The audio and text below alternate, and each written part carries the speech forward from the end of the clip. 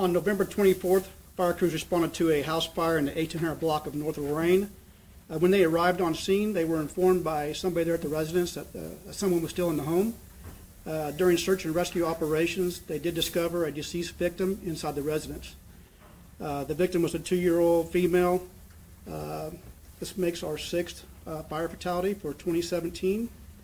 The cause of the fire is still under investigation at this time, and the estimated fire damages is about $20,000. Do we know who was inside the house? Excuse me? Who was inside the home? The 2-year-old? Was she by herself? No, her father was home with her. Are you releasing the name of the 2-year-old? I think they have released it. It's Aliyah Abraham. How do you spell the last name? Abrahim. Was the fire in her bedroom? It was in the bedroom. I don't know if it was her bedroom or not. What kind of day was this? The fire came in at 5 o'clock in the morning. The night of, it was reported that somehow where the house was on fire and where the house actually was on fire were in 2 different locations. Have you been able to narrow down how that discretion happened? I did get some information that the fire was called in at a separate location. We don't know if that was a 911 caller that gave some information, some wrong information, but fire crews quickly determined where the correct address was at. Was the fire just contained to one area of the house? Can you describe? Pretty much. The products of combustion were spread out throughout the residence, but mainly the fire damages were located in one room. We've heard that the girl's father tried to bust in a window to try to get the little girl out. Is that information you've had? I think that's incorrect. The father did made several attempts to rescue his daughter, and was just overtaken by the fire. So this was the 6th related fire death this year? Yes. Is that high for you guys, or, I mean, where does that stand, like, in years past? I think that's pretty normal. That's up and down from, I think, the year before we were at 4 or something like that, and we've been as high as 11 since I've been in the unit. So it's a pretty common number, right around there.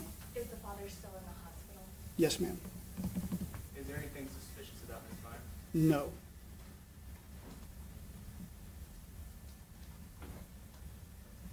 You guys determined a cause yet? The cause is still under investigation. We're just waiting to get some stuff examined.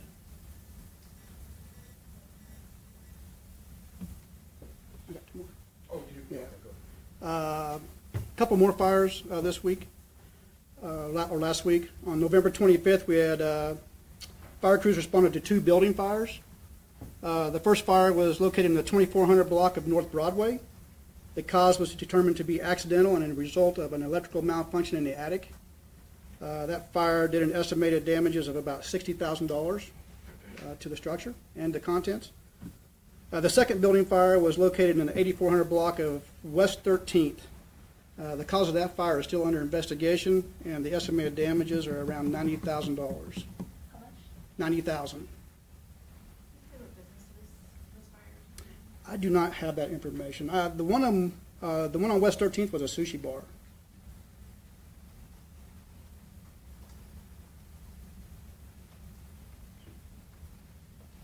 Can we get your name and spelling, so make sure we get that right? Captain Kelly, Kelley. Last name Zane, Zane, Z as in zebra.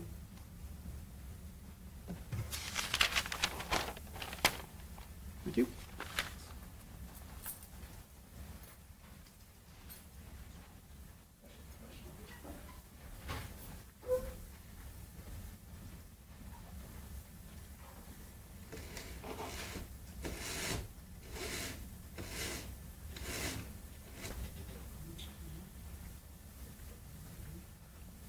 All right, we'll have Wichita Police Department Lieutenant Todd Ojai will be here in just a second to give us an update on several death cases, several homicides that officers are currently, or investigators are currently working still that occurred this weekend.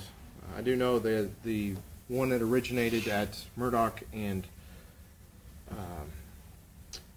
Grove. Murdoch and Grove is being investigated as not as a homicide, but possibly an accident. So I will give that information out now at this time, and then Lieutenant Ojai will be here to give us an update on the double homicide from Huntington, the homicide on Litchfield, and also the homicide on Pageant Street. Hey, Charlie, you said which one is not being investigated as a homicide? It's the one that occurred at Murdoch and Grove. Let me get the case number. It originally came out as suspicious. It came out as it was being investigated as suspicious originally. Why does An individual had case number on that one's 80385.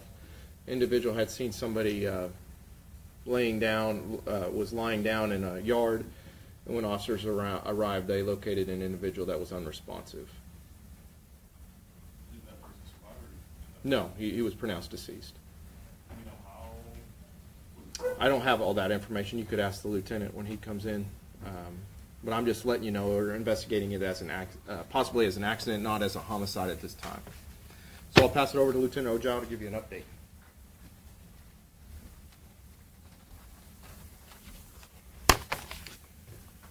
Good morning. We're going to discuss the 4 different homicides. We're going to take them in basically chronological order as they came in to us over the weekend.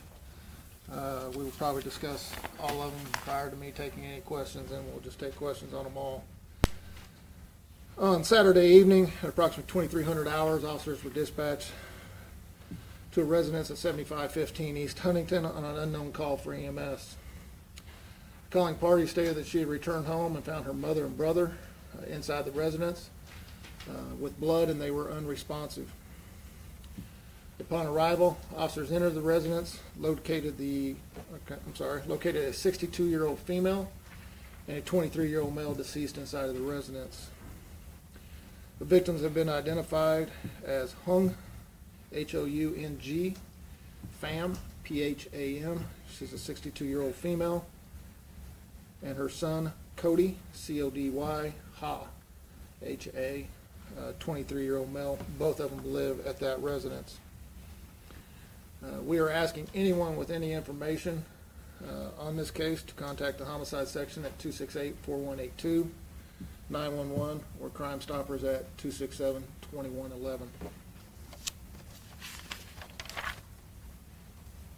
The second homicide occurred at the third homicide occurred at 815 North Litchfield yesterday morning. Shortly after 11 o'clock, officers were dispatched to a female not breathing at 815 North Litchfield. Upon arrival, officers located a 25-year-old female unconscious and not breathing inside of the residence. She was pronounced on scene by fire and EMS crews. Trauma was located on the female. The female's boyfriend and the roommate at the residence were brought to the 6th floor to speak with investigators. During the investigation, it was learned that the female and her boyfriend had come home in the early morning hours of Sunday. There was a loud verbal argument sometime either during this argument or shortly thereafter. The female was assaulted and killed by the boyfriend. The 33-year-old boyfriend was booked into the Sedgwick County Jail early last night for second-degree murder. Do we have his name? On what? I'm sorry. The victim is a Brianna, B-R-Y-E-N-A, last name McQuitty, M-C-Q-U-I-T-T-Y. Do we have a name for him? Not releasing that right now. It's on the jail sheets. All right, last homicide is at 7801 East Pageant. Shortly before noon yesterday, officers were dispatched to a suspicious character in a vehicle in the 7800 block East Pageant. Upon arrival, officers located the vehicle parked in the street, and they located a male inside the trunk of the vehicle, deceased.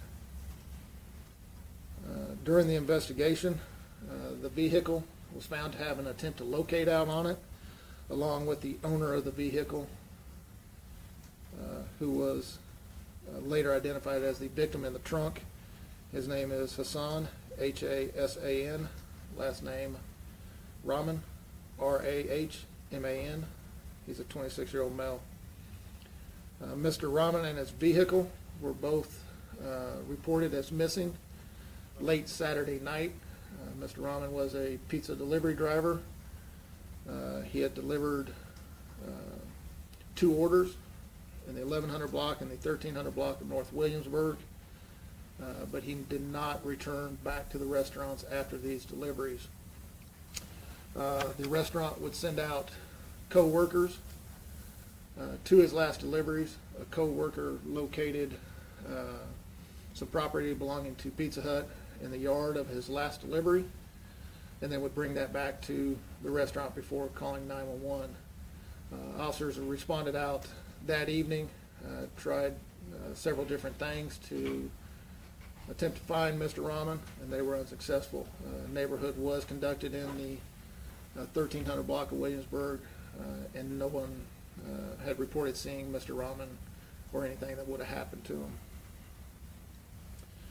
We're asking anyone with any information on this case, once again, to contact the homicide section at 268-4182, 911, or Crime Stoppers at 267-2111. Do you know how he died? I'm sorry? Was it common? He died from a gunshot wound. Single? I'm not going to release that right now. Do we know how the first set of murders, Huntington, trauma to them, did they also die conventions? Gunshot wounds. When you say attempt to locate, is that like there was a warrant out for him, or? It's like a missing person. Okay. You can put out an attempt to locate on anyone, whether they're missing on their own behalf or kidnap. If any law enforcement has any contact with them, their names will pop up in the system that people are attempting to locate them. They are cleared through NCIC and through our system as being found and located, whether they're okay or needing help. Is this stuff related to deliveries at all? I'm sorry. Is this stuff related to his deliveries that he made at all? No, we do not believe so at all. No. Can we go back sequentially to the first murder that was the double murder? Mhm. Who lived at that house on Huntington? Both victims lived there, and the victim's daughter. Is there any relation between the Huntington and the Patchman? Because they're pretty close to each other. They're very close. They're approximately 3 blocks. We are looking at every angle that we can right now. We are waiting on some further testing to see. As of right now, we have no evidence to show that they're related, but they are very close. And we are looking to see if it is connected at all. These just seem so out of place, like for what you might normally, I guess, see. How do you guys kind of go forward with something like that when you do it? I guess you're still looking for leads and you kind of canvass the area. Those just seem kind of bizarre. Like it's a 63-year-old woman and a 23-year-old male. That was at the home on Pasman. That is correct. And then you have a delivery boy found in the trunk. Where do you guys go from there? We just, every homicide's worked. I mean, you start from the beginning and just keep growing what you can, whether it's looking at further evidence, processing of further evidence. We have evidence right now that is being processed and looked at to see if that will provide us with any leads. We just keep talking to as many friends, neighbors, anyone else that we can, and see where it all leads us. Hey, Lieutenant, we talked to some people who knew the first victim, the 62-year-old woman. They had stated that she had served some time in jail for gambling in the past.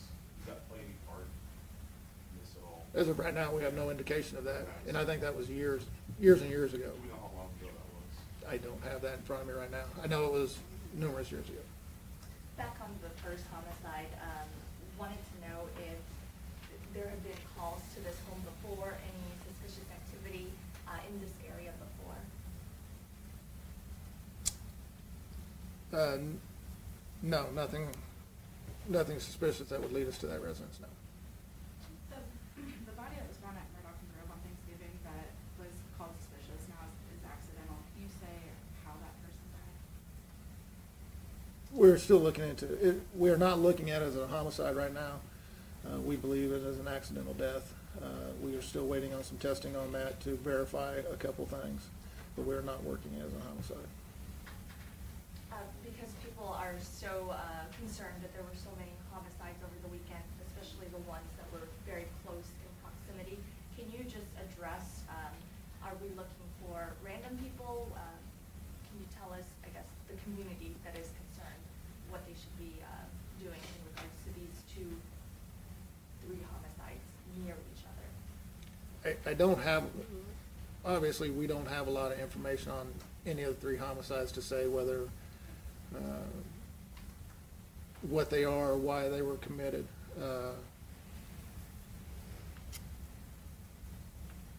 You know, the Pizza Hut delivery driver, we have Mr. Rahman.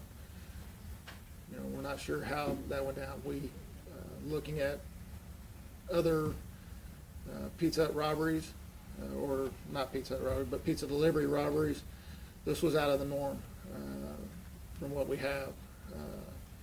Usually those are handled in a different way, usually handled by youngsters that they actually call in the pizza delivery, and they take the pizza in cash. This was not one of them. So this is out of the ordinary, and it's strange, so we are looking at every angle why this happened or what could occur.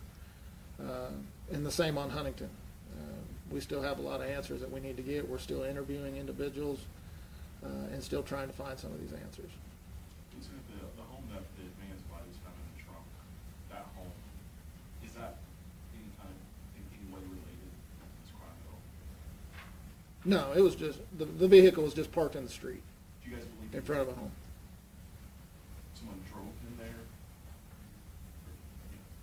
Did he drive himself there? He did not drive himself there, no. Any indication that he had money missing from his deliveries? There's no indication of any robbery on Mr. Rahman, no. You think he might have, and I don't know if you know this or not, could he have been followed from the restaurant as he was making his deliveries, or do you think the assault happened on Williamsburg? We believe the assault occurred on Williamsburg. Now, whether he was followed or not, I cannot tell you that. We do not have that answer. We do not know how or why this occurred, but we do believe it occurred on Williamsburg. Does he have any type of record, the victim? Absolutely none. And for Ms. McQuitty, Lieutenant, how was she killed? Was it a gunshot as well? The post is being conducted right now, but she did have some trauma to her body, and we're waiting on the post to come back and tell us exactly what it was. We're talking about blunt force trauma. Blunt force or strangulation. We're waiting for those results to come back in. That should be later today. Can you go over that one more time? So McQuitty and her boyfriend got into a fight late one night. It was early yesterday morning. Early yesterday morning. Was it the roommate that called it in to say, hey, something's wrong, or was it the boyfriend that called in? It actually, one neighbor was a calling party, and then I'm not sure if the boyfriend or the roommate was the other calling party on that. All right. Thank you.